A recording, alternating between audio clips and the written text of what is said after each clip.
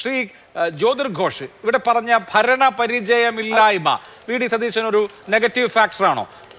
മറ്റു രണ്ടുപേരും K C വേണുഗോപാലും Ramesh ചെന്നിത്തലയും മന്ത്രിമാർ ആയിരുന്നിട്ടുള്ളവരാണ്. രമേശ് ചെന്നിത്തലയെ സംബന്ധിച്ചാണെങ്കിൽ അദ്ദേഹം ഈ 3 പേരിലെ സീനിയർ ആയിട്ടുള്ള നേതാവാണ്. അദ്ദേഹത്തിന്റെ ചെറുപ്പകാലത്ത് തന്നെ മന്ത്രിയായിട്ടുള്ള ആളാണ്. കഴിഞ്ഞ തവണ അദ്ദേഹം മുഖ്യമന്ത്രി ആയേനെ, പക്ഷേ മുന്നണി ജയിക്കാത്തതുകൊണ്ട് അദ്ദേഹത്തിന് മുഖ്യമന്ത്രി ആവാൻ അദ്ദേഹത്തിന്റെ ഒരു ലെജിറ്റിമേറ്റ് ആയിട്ടുള്ള ചാൻസ് മിസ് ചെയ്തു. അപ്പോൾ സീനിയോറിറ്റിയും പരിചയവും പരിഗണിച്ച് രമേശ് ചെന്നിത്തലയെ 2.5 വർഷമെങ്കിലും ഏറ്റവും കുറഞ്ഞത് പരിഗണിക്കണം എന്ന് അദ്ദേഹത്തെ സ്നേഹിക്കുന്ന ആളുകളും കോൺഗ്രസ് പ്രവർത്തകരും വാദിക്കുന്നതിനെ നമുക്ക് നിരാകരിക്കാൻ കഴിയുമോ?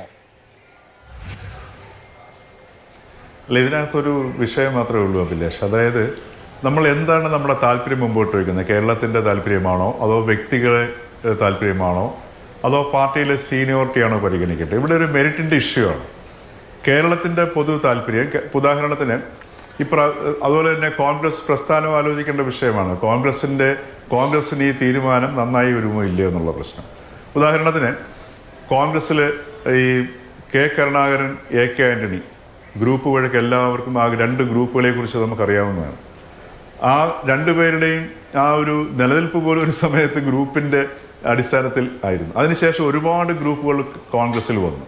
കോൺഗ്രസിൻ്റെ നാശത്തിന് കാരണമായിട്ടുള്ള, അല്ലെങ്കിൽ ഇവിടുത്തെ മുൻപുള്ള പരാജയത്തിന് കാരണമായിട്ടുള്ള ഒരു പ്രധാനപ്പെട്ട വിഷയം എന്ന് പറഞ്ഞാൽ ഈ ഒരു ഗ്രൂപ്പിസവും അതോടൊപ്പം തന്നെ പ്രാദേശികമായിട്ടുള്ള കെട്ടിപ്പടുക്കലില്ലായ്മയുമാണ്.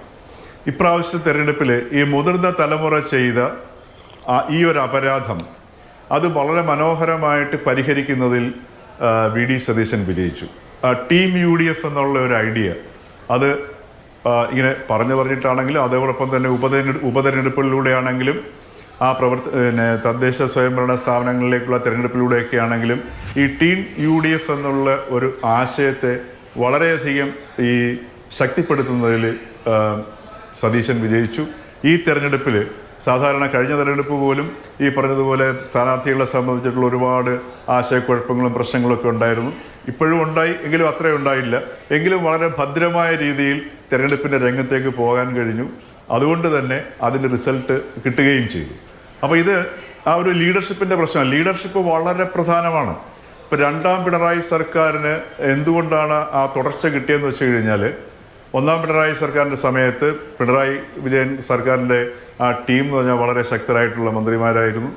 അതോടൊപ്പം തന്നെ അദ്ദേഹം ഓരോ ഘട്ടങ്ങളിൽ തീരുമാനിച്ച അല്ലെങ്കിൽ കൈക്കൊണ്ട നിലപാടുകളൊക്കെ ഇത് ഒരു ദിവസം കൊണ്ടോ ഒരു പരിപാടികൾ കൊണ്ടോ അതല്ലെങ്കിൽ ഈ വികസന പ്രക്രിയകൾ കൊണ്ടോ ഒന്നുമല്ല ഒരു ഗവൺമെന്റിനെ വിലയിരുത്തുന്നത്. അതിന് ചില സാംസ്കാരികവും ധാർമ്മികവുമായ വശങ്ങളുണ്ട്. ഇത് അബോധപൂർവമായിട്ട് ജനങ്ങളുടെ ഉള്ളിൽ വന്ന് വീഴുന്നതാണ്. അതിങ്ങനെ കുറേശ്ശെ വീണിട്ടാണ് ഓരോ വ്യക്തിയുടെ ഉള്ളിൽ ഈ ഒരു തീരുമാനങ്ങൾ ഉണ്ടാകുന്നതും അത് പ്രകടിതമാകുന്നത്. അപ്പോൾ അതുകൊണ്ട് ഈ 2ാം പിണറായി സർക്കാരിലേക്ക് വന്നപ്പോഴത്തേക്ക് പിണറായി വിജയൻ മാത്രമാണ് അതിനകത്ത് പരിചയമുള്ള വ്യക്തി, ബാക്കിയെല്ലാം പുതുമുഖങ്ങളായിരുന്നു.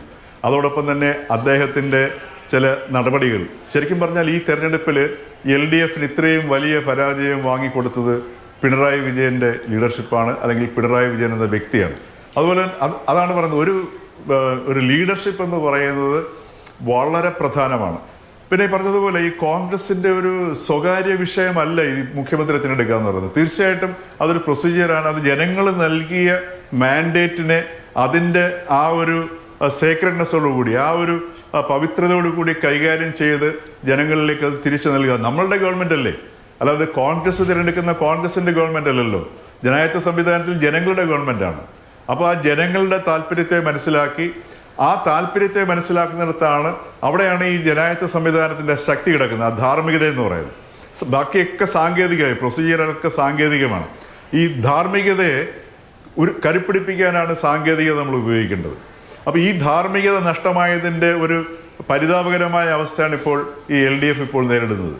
അപ്പോൾ അതുപോലെ ഈ ധാർമ്മികതയെ നമ്മൾ മനസ്സിലാക്കണം. അതായത് കോൺഗ്രസിൻ്റെ അവിടെ തീർച്ചയായിട്ടും കോൺഗ്രസിൻ്റെ നേതാക്കന്മാരും എല്ലാം ഈ പറഞ്ഞതുപോലെ സീനിയോറിറ്റിയുള്ള നേതാക്കന്മാരുണ്ട്, പരിചയമുള്ളവരുണ്ട്, എല്ലാം ശരിയാണ്, ഒരു സംശയമില്ല കാര്യത്തിൽ. പക്ഷേ നമ്മുടെ മുമ്പിലുള്ളൊരു യാഥാർത്ഥ്യമുണ്ട്. കേരളത്തിൻ്റെ ജനങ്ങൾ നൽകിയ ഒരു മാൻഡേറ്റ് ഉണ്ട്. ആ മാൻഡേറ്റിനെ അതേ രീതിയിൽ അതിനെ ഏൽപ്പിക്കാതെ അതിനെ മാനിച്ചുകൊണ്ടുള്ള ഒരു ഭരണകൂടത്തെ സൃഷ്ടിച്ച് വൃത്തിയാക്കി എടുക്കുക, നല്ല മന്ത്രിമാരെ ഉൾപ്പെടുത്തി എടുത്ത് നല്ല ഒരു ഒരു സെൻസ് ഓഫ് ഡയറക്ഷനോടുകൂടി പോകാനുള്ള ഒരു സംവിധാനം ഒരുക്കുക എന്നുള്ളതാണ് പാർട്ടി ലീഡർഷിപ്പിൻ്റെ ഉത്തരവാദിത്വം. അതല്ലാതെ ഇപ്പോൾ ഉദാഹരണത്തിന് ഇപ്പോൾ KC വേണുഗോപാൽ മത്സര രംഗത്തില്ല. ഏറ്റവും കൂടുതൽ MLA ഒന്ന് പറയുകയാണ് KC വേണുഗോപാലിനെ ആക്കണം. അതല്ലെങ്കിൽ ഓരോ MLA തിരഞ്ഞെടുക്കപ്പെട്ട ഓരോ MLA അർഹരാണ്. അപ്പോൾ ഇത് വരുമ്പോഴത്തേക്ക് ഇത് എന്ത് രീതിയിലുള്ള ഒരു ധാർമ്മികതയും സാംസ്കാരിക രീതിയുമാണ് കോൺഗ്രസ് നേതൃത്വം മുന്നോട്ട് വയ്ക്കുന്നത് എന്നുള്ള വലിയ പ്രശ്നം വരുന്നുണ്ട്. അത് തന്നെ ജനങ്ങൾ മനസ്സിലാക്കും.